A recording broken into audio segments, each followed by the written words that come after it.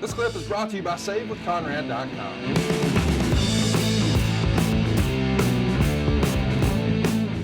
And the women, the kids, they loved him, but he got overexposed, Paul. He got overexposed, and he was kind of force-fed. Yes. Not John's fault. John's fault running the plays that he's called. I understand that. Yeah. So, I just think that I'm with you. Yeah. With a top baby face, that a personal issue that is plausible and believable is created for the two to interact, he would have had a nice heel run. No doubt about that. But I think part of his issue was that people didn't like John. He didn't heel. He didn't run. He didn't cower. He didn't lie and cheat and steal. He just was overexposed, I thought. And that's the thing. And it's bad. I recruited a guy. He was driving limos and living in his car and working for a moving company. And when I saw him the first time at Rick Bassman's operation out there in Southern California, and so I believed in him from day one. I even told Vince when I got back, I took a red eye back from L.A. to New York, went straight to the office, and I got there about 10, and Vince was just getting in, and I said, man, I think I signed our WrestleMania main event in 5 years. Wow. I felt that good about it. And of course, he got to bring everybody back down to reality. I think you should go home and take a shower. So I think shave, whatever. Go take a cold shower, JR. Yeah. Go wash that airplane off. Maybe come back to work, get something done. But he had never seen John. He didn't know what I was talking about. Yeah, that's right. Yeah. He had no clue. He hadn't seen video on it. There's all, Bruce had. Bruce had made some trips out there too to looking back Bassman's guys, and he had more than one guy, but Cena was the one that popped me. There you go. When I sit down and talk to him, it's a different conversation. When you're me talking to Cena about coming to work or his career goals or what's in your head, or that's a whole different conversation than you have with most of the time. It's very unique. Yeah, smart. And I'm on a fact-finding mission.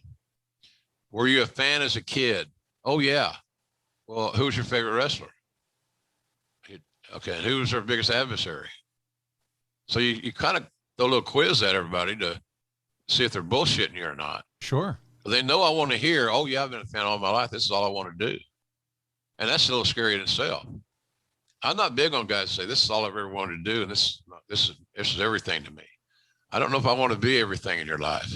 I don't know if the wrestling business should be everything in your life. How about family? How about your health? How about staying out of trouble, so forth and so on. So it's an interesting thing. But I found out that John Cena was a Supreme Wrestling fan, and he answered all my questions. And he would outline. He would go back and do like what we're doing now, only we just do it mentally. Little watch-alongs. He knew what moved him. He knew what made him turned his head, made him raise his eyebrows, what made him remember. So I knew that we had a guy there that didn't have any issues being in the wrestling business, because I have had guys that I felt like I signed that had such great upside. If we get them turned in the right direction, that they would, be successful. But it sure is good when you get somebody that's a lifer, so to speak, and just loves want to live their dream. This has been their dream. But if they become one-dimensional, see, I find the guys that have that attitude and things maybe don't go as well as they want them to, they get desperate. They start taking shortcuts. They have a different mental attitude. They're running on paranoia and insecurities, and those are not positive traits. So it's the whole science of this thing, and that's how I recruited guys. You find guys that, everybody had their own motivation. Mick Foley had 2 or 3 tryouts and got turned down on all of them, but he he's diligent, and he kept forcing his hand to get back in the game. So, or to get in the game with WWE. And that's why I brought him to hire him, one of my first hires. And, the story is Vince wasn't crazy about it. And basically told me, I'm going to let you hire him because I want you to know what it feels like to have your heart broken by a talent you really believe in, because he doesn't have it. And so, but I needed an opponent for The Undertaker. and Mick's 6'4", 300 pounds, and could feed a comeback, take bumps. And that's what Taker needed. We needed a player to match up with Taker. We had nobody for him. We start running out of heels. So that was my sales job.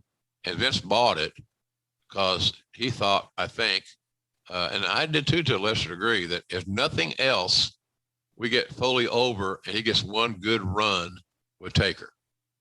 And that's good for Taker. So all this hiring Mick Foley was all about the Undertaker.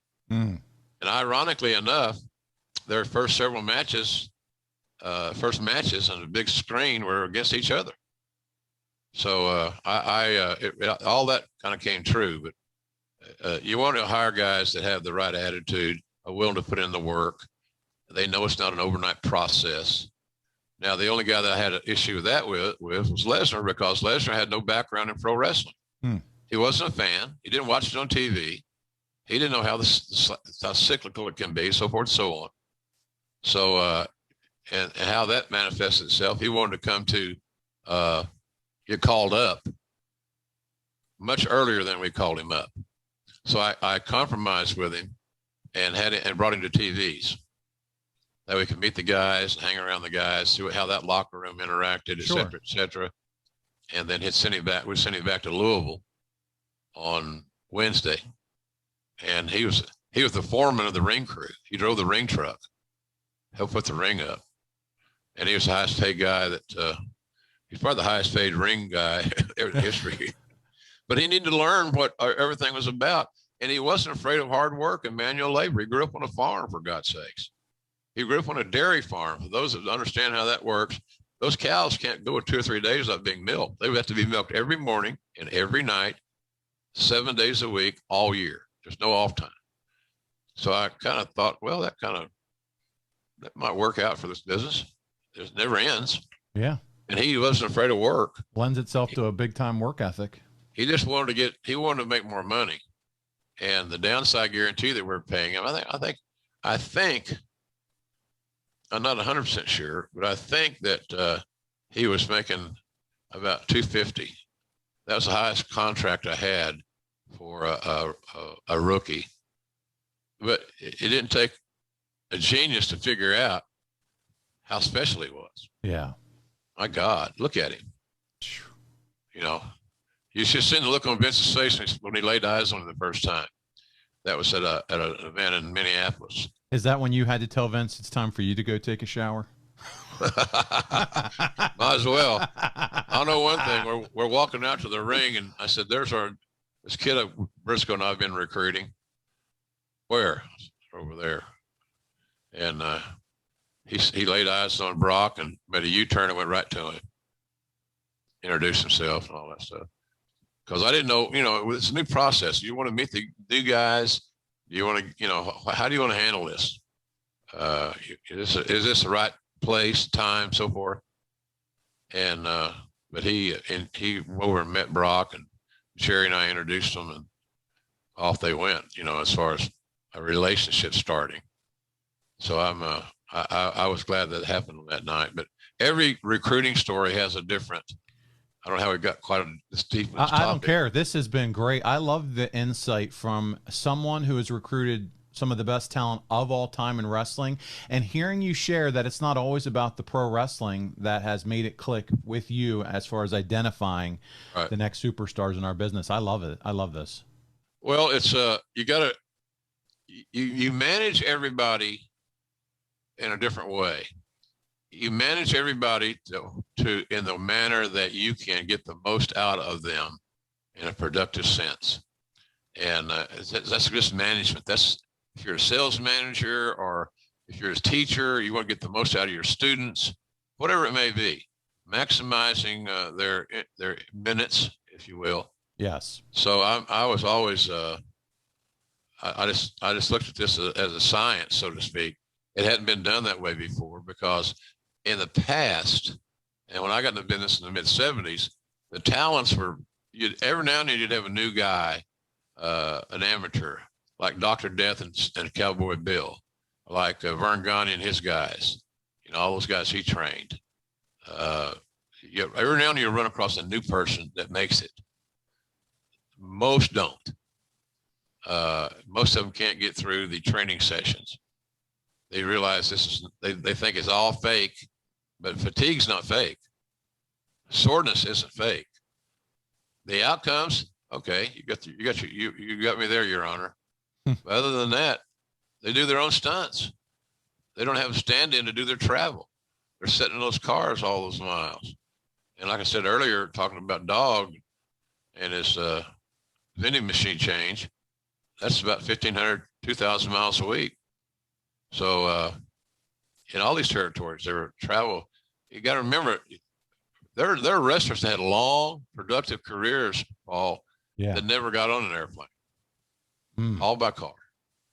And that's why the wrestlers throw those damn big ass cars. Number one, it's comfortable.